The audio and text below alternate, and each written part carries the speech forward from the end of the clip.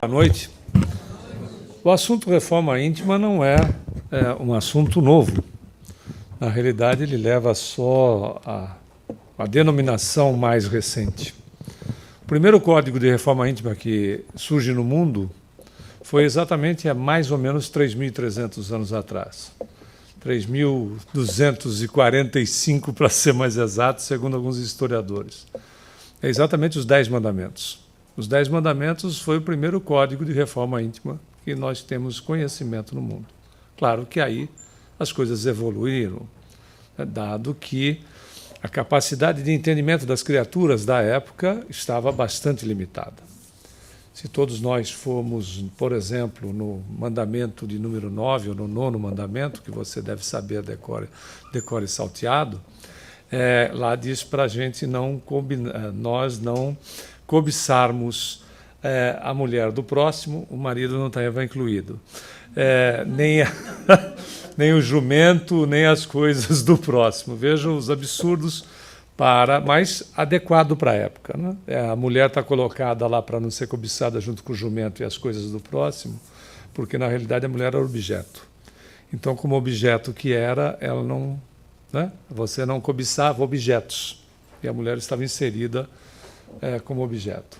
São, claro, as adaptações, né, que estavam de acordo com a mentalidade ou a falta dela para um período. A coisa evoluiu muito quando chega Jesus. Tem um novo código em relação às questões da reformulação interior, que ele vai apelar, né, vai trabalhar as questões do amor ao próximo como a si mesmo. Veja como...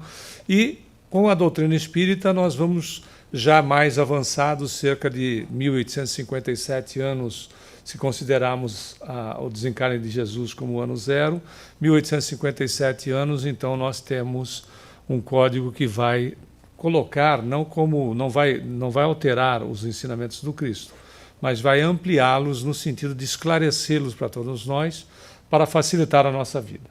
Esse nosso assunto, reforma íntima, ele se encontra, se você quiser depois estudar, ler um pouco mais, no livro de minha autoria, que é um dos livros de minha autoria, que está à disposição aqui no centro, e, obviamente, toda a renda arrecadada pela venda dos livros pertence totalmente ao KSSF. Então, na verdade, se você adquirir o livro, você está auxiliando o trabalho e a continuidade do KSSF. Muito bem, mas nós precisamos, hoje mais avançados no tempo, nós sabemos que o ponto é trabalhar a questão da renovação mental. E a renovação mental, ela se dá por dois aspectos. Primeiro, a gente precisa saber o que é, e segundo, quem é que precisa fazê-la, não é verdade? Então, não é difícil entender, porque ela pode se dar na renovação mental, o processo através da intelectualidade, e que, naturalmente, é a assimilação do conhecimento por meio do estudo. Então, o indivíduo estuda, ele se intelectualiza. E outro aspecto é a questão afetiva, que aí vai se dar através do desenvolvimento dos sentimentos e plantação de simpatia mediante o serviço ao próximo. Veja que uma coisa não está desligada da outra, mas não necessariamente o indivíduo que se intelectualiza, ele tem sabedoria. A sabedoria é exatamente aquilo que se conhece colocado em prática. Se isso não acontece, fica simplesmente a coisa de forma teórica. E aí, obviamente, quem é que precisa se modificar? Então, nós temos uma pequena relação aqui, que duvidamos que algum de nós se inclua nelas. Por exemplo, se sinta infeliz, ou se julgue pouco estimado ou rejeitado, não trabalhe bem. Outro, se afaste dos outros. Se irrite ou deprima com frequência. Pense em prazeres excessivos. Só trabalhe por dinheiro ou projeção social. Tem mais. Pense primeiro em si mesmo. Precise falar ou discutir horas seguidas. Não suporte ser criticado ou contestado. Se considere superior ou inferior aos outros. Queira mandar sempre e tema ser dominado e não tolere ficar só. Se você não está incluso em nenhuma dessas situações, você está salvo. Não sei nem o que você está fazendo aqui. Não é nem no centro, é neste planeta, não é verdade?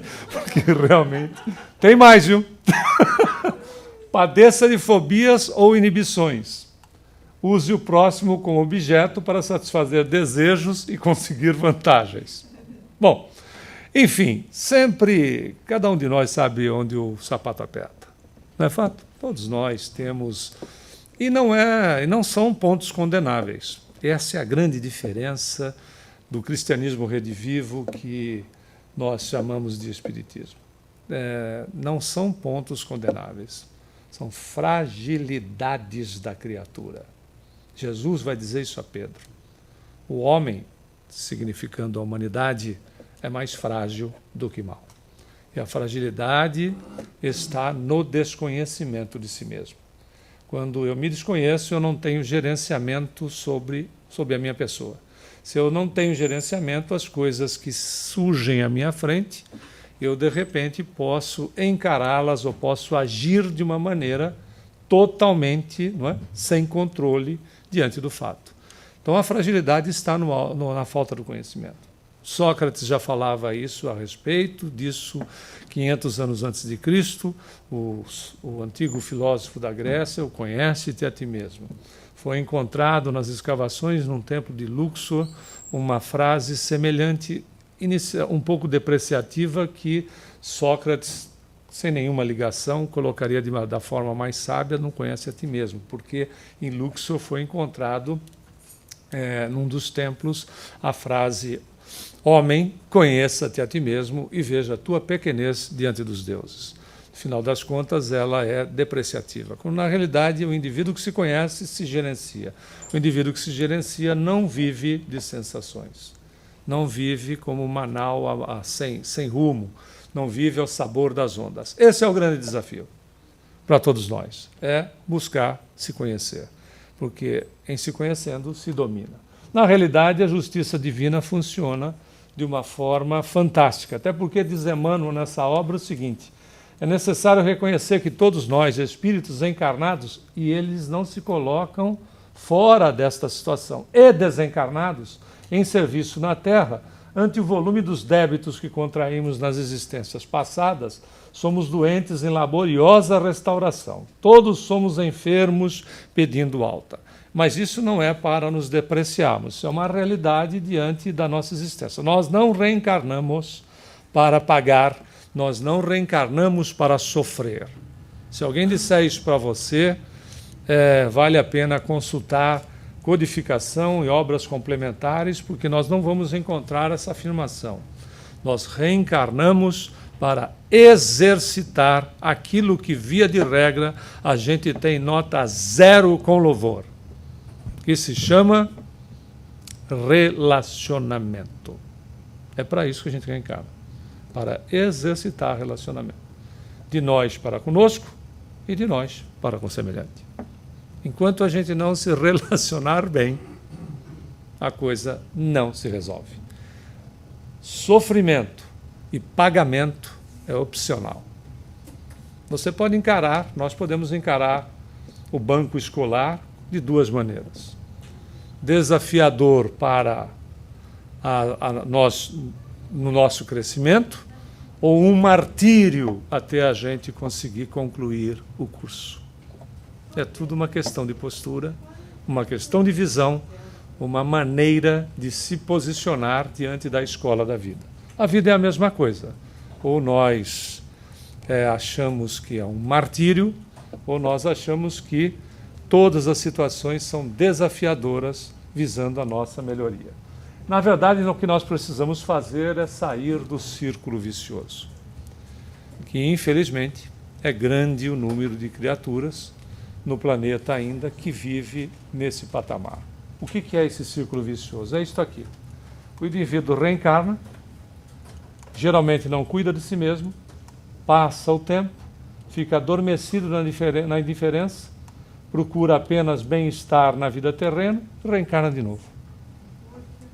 Por isso que Emmanuel diz: os que saem do berço e vão para o túmulo, e saem do túmulo e vão para o berço, é muito grande. Passam pela vida e não vivem. É um processo automático. Então, quando nós estamos, e Deus é tão bom, que quando nós estamos no plano espiritual e lembramos, uma vez desencarnados, né? E lembramos daqui, isto aqui não passou de um sonho. Da mesma maneira que você vai sonhar essa noite. E por vezes, não a questão do sonho no subconsciente, mas a questão do sonho real, que é o desdobramento do espírito e a ida em determinados lugares. De repente nós despertamos e diz, puxa, eu sonhei que eu tinha uma família, que eu morava numa casa assim ou assado.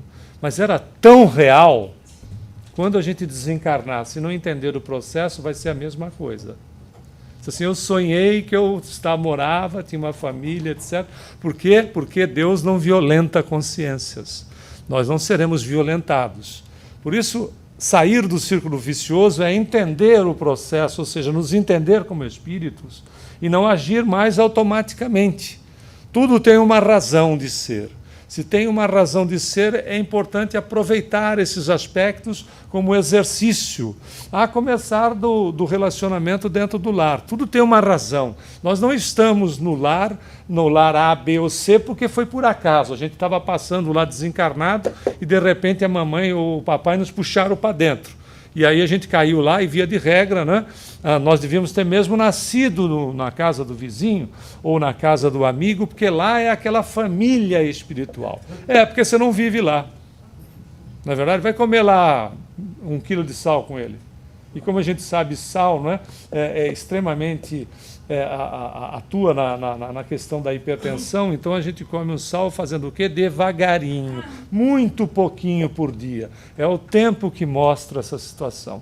Então há necessidade de se aproveitar, tendo consciência sobre si mesmo e quebrar essa estrutura viciante, aonde, se nós formos olhar no livro Sexo e Destino de André Luiz, através da psicografia de Chico, ele é claro neste ponto. Ele diz assim, nascer... ou seja, a gente chama de reencarnar, nascer, crescer, cuidar, reproduzir-se, cuidar das crias, até aí chegam os nossos irmãos animais irracionais, que fazem exatamente isso. Só que nós somos criaturas brilhantes, mentes brilhantes. Não dá mais para viver esta realidade de um irracional, não é fato? Ou seja, então vale a pena nós aproveitarmos toda essa estrutura, porque ninguém vai poder deixar de enfrentar o problema do autoaprimoramento, seja agora ou no futuro, seja neste ou em outro mundo. Ou seja, o fato de estar desencarnado, o trabalho continua. Quem tem foco, continua no foco. Quem vive, então, assim, ao sabor das ondas, continua vivendo ao sabor das ondas, num processo automatizando. Qual é o exercício? É necessário refrear paixões, refrear excessos, e amar o bem. Não significa que paixão, no sentido de aproximação das pessoas, tenha algum problema, em absoluto. Se ela não existisse, a nossa raça desapareceria. A paixão, inclusive, é um processo químico, serve como elemento de atração entre as pessoas. E ela funciona dentro da natureza que é sábia. Dura em torno de 24 a 36 meses. Todo aquele fogaréu, etc. E depois há uma estabilização de natureza química, porque se ela continuar nessa velocidade, você morre de tanto estar apaixonado. Não come, não bebe, mas é uma realidade. Não come, não bebe, liga para a pessoa, desligou o telefone, e diz, nossa, quanto tempo faz que você não liga? Mas eu acabei de desligar. Não, mas... ou seja, eu não posso viver sem você. Essas conversas todas, que a gente já conhece. Né? E que é tudo muito bom, é tudo muito bonito realmente, e vale a pena ser vivida, desde que a gente tenha controle. Tão simples quanto. Quando a gente não tem controle, né, e ela nos controla, é a mesma coisa que o dinheiro. O dinheiro não é bom nem mal, ele é resultado do que nós fazemos dele. Ele por si só, ele não tem um peso ou outro. Então é o excesso, é se perder na situação. Hoje nós já até sabemos, hoje não, já faz 100 anos que a gente sabe que, né, os neurotransmissores, uma série de neurotransmissores atuam em matéria de paixão. Mas você não faz a declaração para ela ou para ele e diz assim, eu amo você com todos os meus transmissores, né, neurotransmissores, ou com a minha química cerebral toda. Você vai colocar no coração. Né? Porque os gregos diziam que a alma residia aqui, é por isso que você, né, se tem esta relação. Mas o excesso é descontrole. Não conheço a mim mesmo, não tenho controle. O controle é positivo, faz parte da natureza, e depois quando a gente diz assim, eu vivo com esta pessoa há 30 anos e continuo apaixonado, apaixonado. Bobagem, você ama a pessoa. Você de fato ama a pessoa. E quem ama é uma beleza porque liberta. Quem está apaixonado, via de regra, quer prender, quer reter. Né? E aí começa a sufocar. Isso não é amor, isso é um problema, né, puro de apego até o ponto de sufocar. As nossas amigas, né, nascendo no sexo feminino, elas são mais, né, pela natureza, mais agregadoras, e pela questão da agregação, tendem, né, a não permitir que a família se desagregue. Né? As pessoas, isso é normal na natureza, é belíssimo isso. Por isso, há uma maior insistência. Quando o cara diz, eu vou, você diz, não, vá, eu vou, não vai. Aí você vira para ele, se você é reencarnacionista, você diz, não, vá! Na próxima reencarnação eu volto como sua sogra. E aí ele decide. Aí ele decide. Mas, enfim, o importante é a educação da alma, então, não é verdade? É aquilo, ou seja, nós. E a matemática nessa condição é invertida. A gente aprendeu que 1 mais 1, quanto é que dá? 2, aqui dá 0. Nessa matemática dá 0. Por quê? Porque é fato, a indiferença somada ao egoísmo dá sofrimento. Sempre que a gente for indiferente, porque se é egoísta, nós vamos sofrer. Aliás, é a maior chaga que existe na humanidade.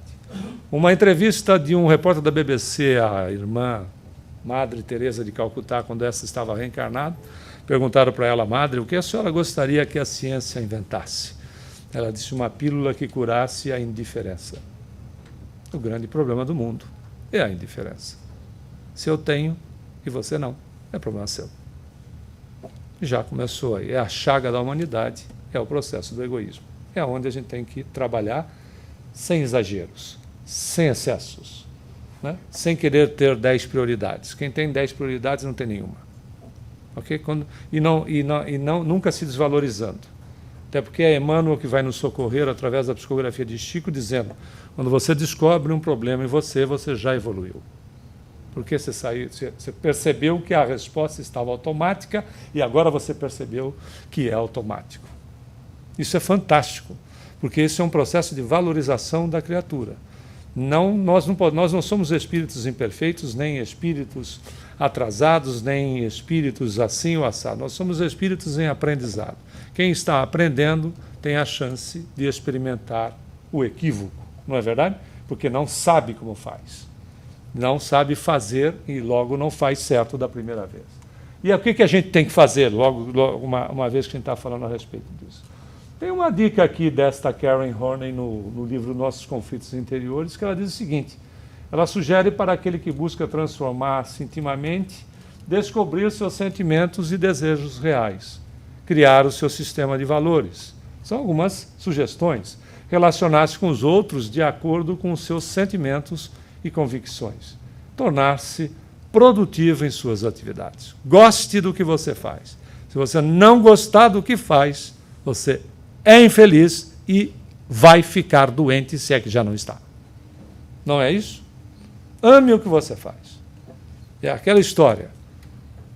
O que eu estou fazendo é muito importante, neste momento, é de grande utilidade para a sociedade nesse instante. Se não fosse, Deus que é sábio já teria te desencarnado. Ou então, nem reencarnado estaria, por uma questão óbvia e lógica. Nós estamos localizados onde nós possamos ser mais úteis e melhores, a começar de nós mesmos e se refletindo no semelhante. E é fugindo das ilusões que a gente começa a fazer um trabalho interessante. Olha a declaração de uma rainha que nós encontramos no Evangelho segundo o Espiritismo. Ela diz assim, eu era rainha entre os homens, e como rainha a julguei que penetrasse no reino dos céus quando desencarnou. Ela diz, que desilusão, que humilhação, quando em vez de ser recebida aqui qual soberana, vi acima de mim, mas muito acima, homens que julgava insignificantes e aos quais desprezava por não terem sangue nobre. Porque é uma realidade. né? A criatura está. O importante é ser. A mãe de Chico Xavier, Maria João de Deus, porque depois ele foi adotado por Cidália, depois do evento com a madrinha. Maria João de Deus era uma pessoa que lavava roupa para fora, conhecido no Brasil, no interior do Brasil, como lavadeira. Até porque o seu João, pai de Chico Xavier, era vendedor de bilhete de Loteria Federal. Era disso que eles viviam, ou seja, próximo da linha da miséria, porque João teve com Maria 9 filhos. E depois que Maria desencarnou e ele se casou com a Cidália, ele teve mais 6. O cara não veio, o cara vendia um bilhete que era uma maravilha, né? Aí o ponto todo é que Maria era semi-analfabeta. Quando ela desencarnou, você encontra um livro da autoria dela, através da psicografia de Chico, que se chama Cartas de uma Morte, que foi editado em 1935. Ela diz em 1935, em 2007, a NASA, o Hubble descobriria dos locais que ela vai visitar, que ela visita um planeta que circundava em torno de 3 estrelas. A nossa estrela é o Sol. Ele circundava e ela dá a coloração. Em 2007, o Hubble localizou, não que tenha relação com o livro, mas localizou esse planeta que circunda em torno de 3 estrelas. Quando a gente reencarnar, se for convidado para conhecer a periferia de Deerfield Beach, já vai ser uma glória. Que dizer conhecer um planeta que circunda, né? Veja, e ela era o quê? Uma criatura que lavava a roupa para fora. Era uma questão dela estar numa situação simplória, próxima até da linha de miséria. Outra coisa é ser, que é isso que nos importa, que é o fugir da ilusão através de exercícios de desapegos da paixão que a gente nutre pela imagem real que nós criamos de nós mesmos. A gente acaba se viciando em nós mesmos. A gente não se beija de repente na frente do espelho porque vão achar que a gente já está louco, não é verdade? Mas é uma ilusão. E como é que a gente faz? Fazer as pazes com as imperfeições. Todos nós estamos a caminho, então não é possível exigir, né? Se vão dizer para Jesus, o Senhor é tão bom, ele diz, por que você me chama bom? Bom é o Pai que está nos céus, que faz nascer o seu sol para bons e maus e cair a sua chuva para justos e injustos. Você já imaginou se nós tivéssemos a tomadinha do sol, o que a gente faria com aquele vizinho que a gente não gosta?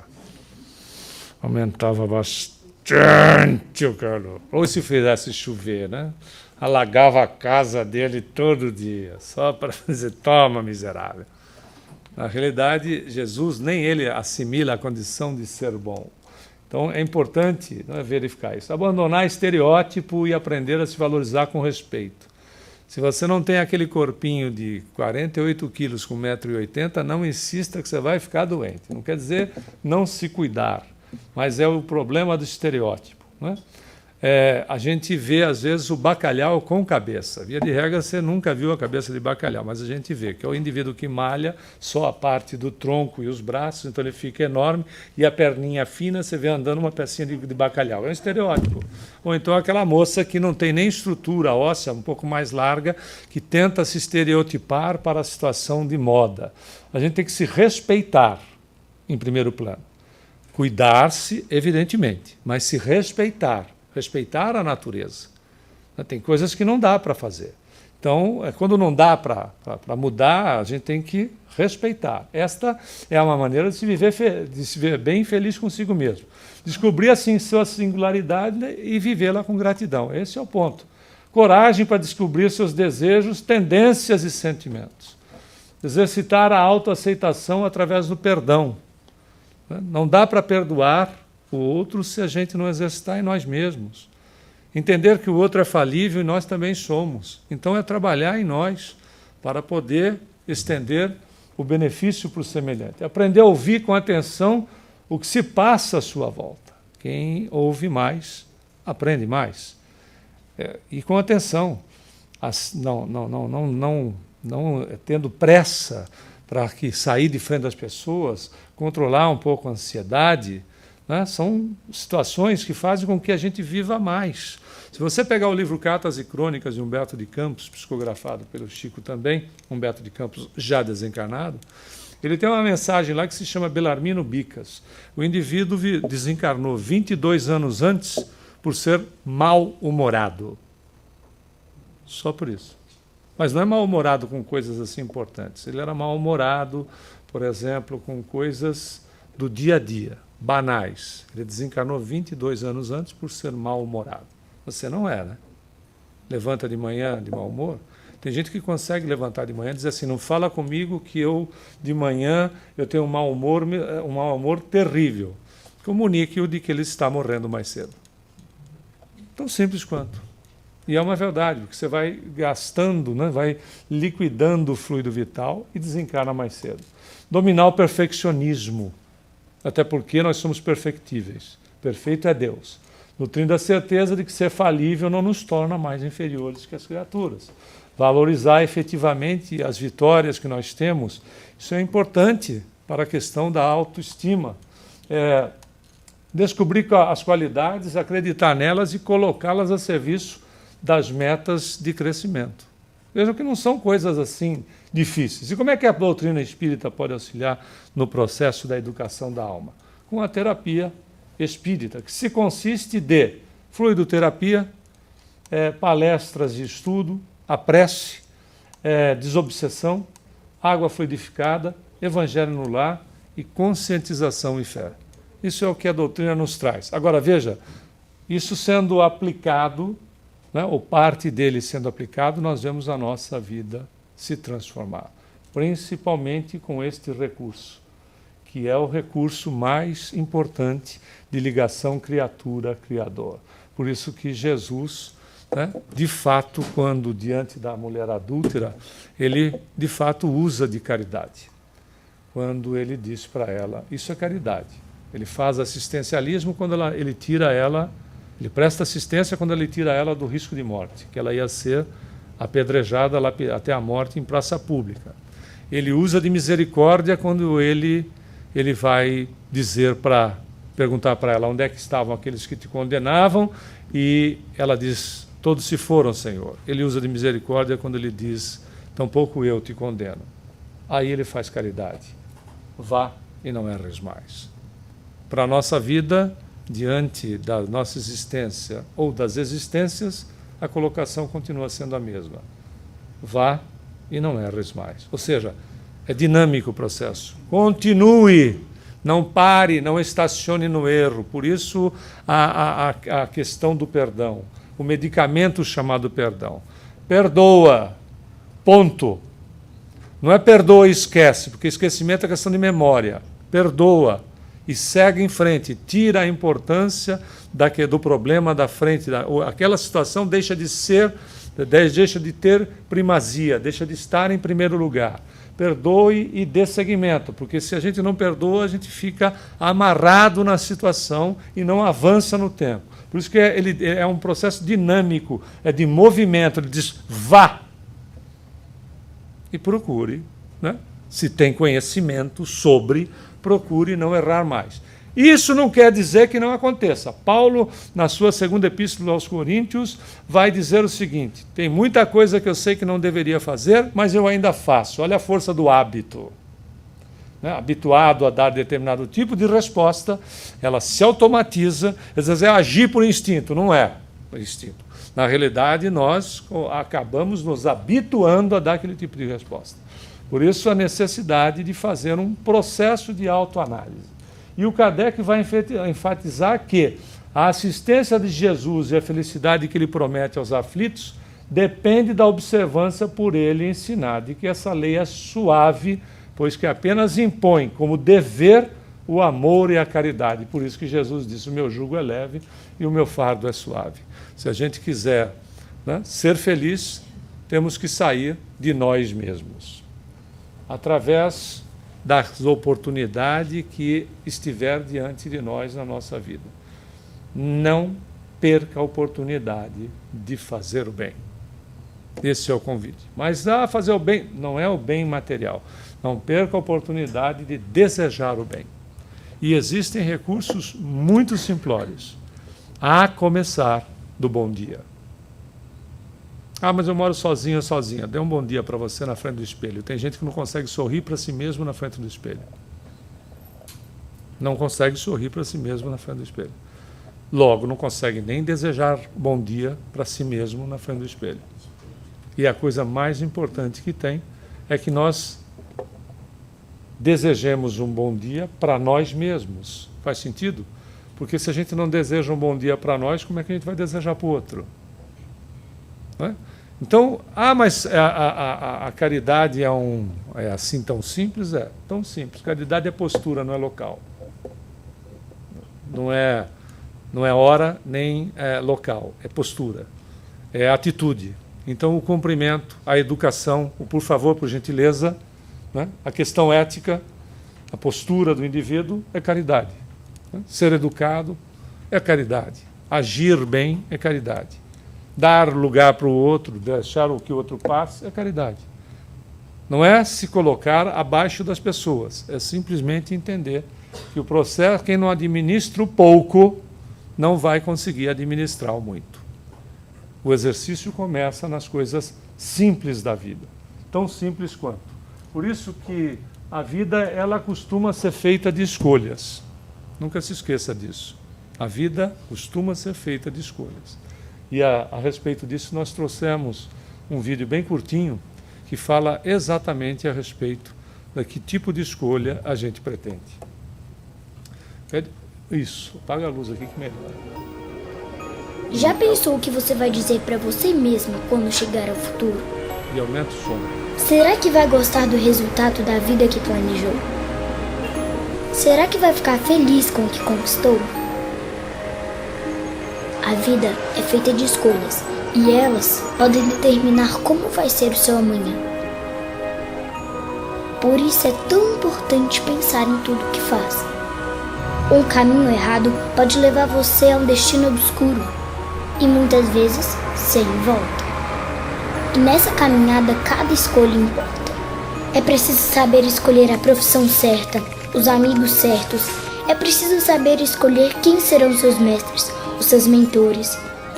E claro, quem vai dividir a vida com você o tempo todo. Alguma vez você já traçou seus objetivos, as suas metas, os seus sonhos? Esteja preparado para o acerto final com você mesmo. Esteja pronto para se olhar no espelho e dizer: eu venci. Caso contrário, terá que se contentar com o futuro que o destino escolheu para você. Não se deixe levar pela sorte ou pela simples intuição do que pode dar certo. Faça dar certo. Não deixe que suas escolhas coloquem pontos onde deveriam ter apenas vírgulas. Ninguém pode cobrar mais de você do que você mesmo. É você o grande chefe da sua vida, do seu futuro. Portanto, é quem sabe quando deve melhorar ou fazer um upgrade. Se demita da mesmice, da preguiça, da má vontade, dos erros. Se valorize, se elogie, se critique. Faça isso ou alguém irá fazer por você. A sua imagem amanhã é o que você fez ontem.